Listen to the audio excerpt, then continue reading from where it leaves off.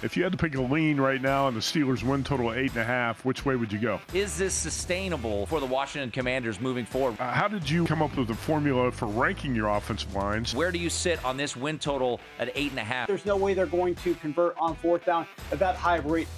As a result, they're probably not going to score as many points. What I like for them, though, we're counting down the days, not only to the start of the college football season, but of course the NFL season. And there are not too many better people to talk to help us preview the season than Warren Sharp, who joins us right now, courtesy of our progressive guest line. I want to start you off with the Pittsburgh Steelers, a team that, we've talked about so much. Obviously, they go out and get Aaron Rodgers, win total sitting at 8.5. When I had you on VSiN about a month ago, Warren, we discussed how challenging that schedule is at the end. What do you make of this Pittsburgh team, and where do you sit on this win total at 8.5 for Pittsburgh?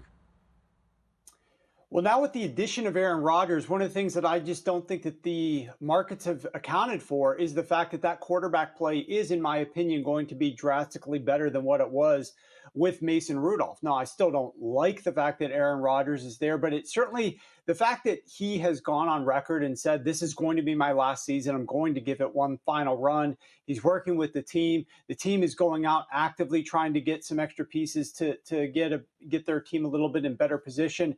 I think it's a positive thing. So if I had to pick, I would probably lean towards the over on the Pittsburgh Steelers with Aaron Rodgers, even though I think that they're going about this entirely wrong. I think that the Pittsburgh Steelers should be looking more towards the future. If I'm a Steelers fan, I'm hoping the team loses a lot of games so that they can get a better draft pick in the future, because we don't have the franchise quarterback that we need on our roster presently. And that's what you're going to need if you're going to go through Joe Burrow and Lamar Jackson in the AFC North, let alone Josh Allen and Patrick Mahomes, just to get out of the AFC and have a shot at winning the Super Bowl. So I don't like the direction that they're headed. They're running it back one more time with this core group and adding Aaron Rodgers and Jalen Ramsey. And it's going to be interesting to see how strong they can perform overall. But how long does it take, Tim, for this thing to come together and coalesce at the beginning of the season? Will they drop too many of the games that they need to win early on? I hear what you're saying about the Steelers. I agree with that as well. In terms of the big picture for the one season that we're focusing on here, I like a lot of what the Steelers are doing in the offseason for this 2025. A lot of the moves they've made, free agency, draft, trades on both sides of the ball.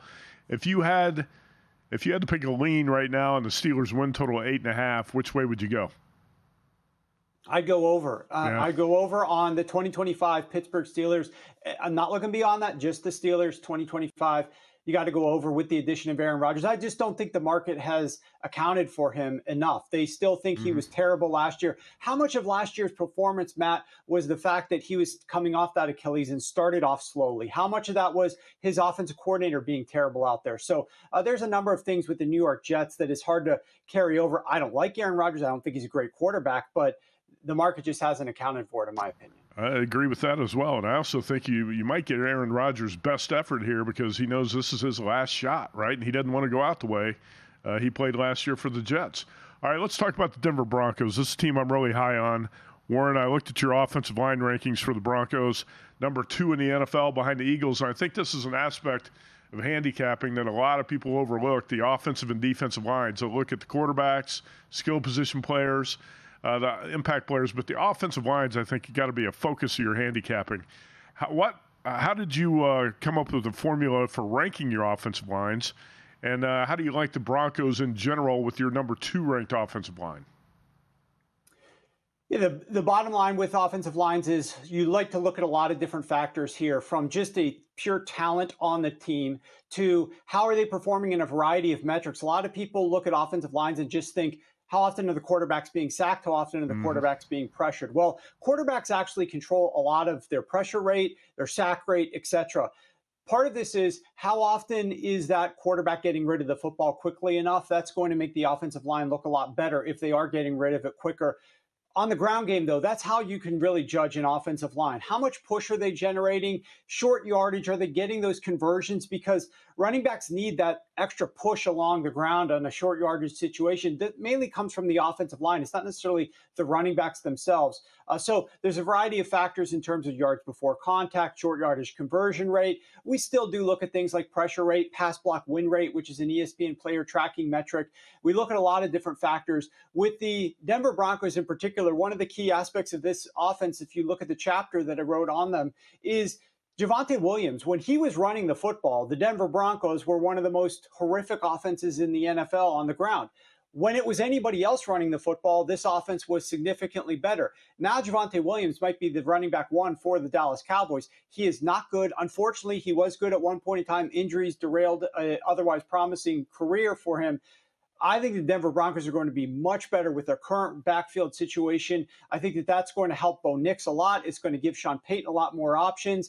Those runs on first down or second down that don't gain any yards because Javonte Williams was just so unproductive behind that line really put a young quarterback behind the sticks. I think that that's going to be improved a lot in 2025.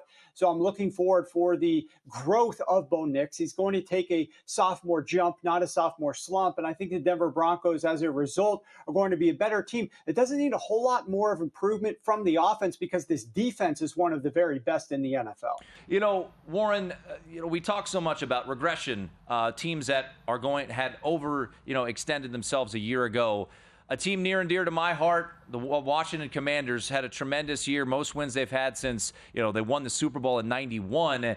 You've tweeted about some of the metrics from Jayden Daniels a year ago. Is this a regression candidate? Have we jumped too far? Or from what you saw and what you've researched, is this sustainable for the Washington Commanders moving forward? Win total sitting at 9.5. There are definitely aspects of this offense that are sustainable, but one factor that's definitely going to regress is what they were doing on fourth down. This was a team, Dan Quinn was known as the gambler, go for it on fourth down. They actually didn't go for it that much more frequently in 2024 than they had in the prior few seasons. What was different is that they were converting. I want to say 87% of their fourth downs, they actually converted. Jayden Daniels, when he was passing the football, was converting at rates that quarterbacks hadn't converted since the early 2000s. On the ground, the remarkable aspect of this team is they were converting 13 out of 15 fourth down runs without a single tush push or a single quarterback sneak, which we know is the hack to gain yards on fourth down. They were converting at a ridiculously high rate without having any of those edges. I think all of that is bound to regress a little bit. Now, one of the things that I think is just remarkable about Jayden Daniels, I'm sure you guys, having handicapped the college football landscape so beautifully, understand that Jayden Daniels is deep into the VR and virtual reality. And so that's something that he sort of does have an edge, and he's able to process things a lot quicker. Maybe that was helpful for them on some of these third downs and fourth downs and crunch time situations. And so maybe some of that does carry over, but there's no way they're going to convert on fourth down at that high of a rate. As a result, they're probably not going to score as many points. What I like for them, though, is because Jayden Daniels is on that rookie contract, they're able to do things like add Laramie Tunsil at left tackle, which is going to be a big upgrade for them. They added a guy like Deebo Samuel. Now, Deebo Samuel, everybody will say, well, Deebo Samuel's over the hill. He's not the same type of wide receiver. But the way that Kyle Shanahan utilized Deebo Samuel is a lot of passes closer to line of scrimmage and just use yak after that, yards after the catch. So he used him in a way that most receivers aren't being utilized very much. That's exactly the way that Cliff Kingsbury is going to be able to utilize him as well. Cliff is built on that. Instead of the vertical air raid, it's the horizontal raid offense. And they're going to be able to get some things out of Deebo Samuel even at this stage in his career. So I think that there are still a lot of positives for us to see. The best thing is that Cliff Kingsbury is still there in D.C. as opposed to having gotten stolen by somebody else for such a great season last year. The defense might improve. I think the Commanders are going to regress, but they're still going to be solid.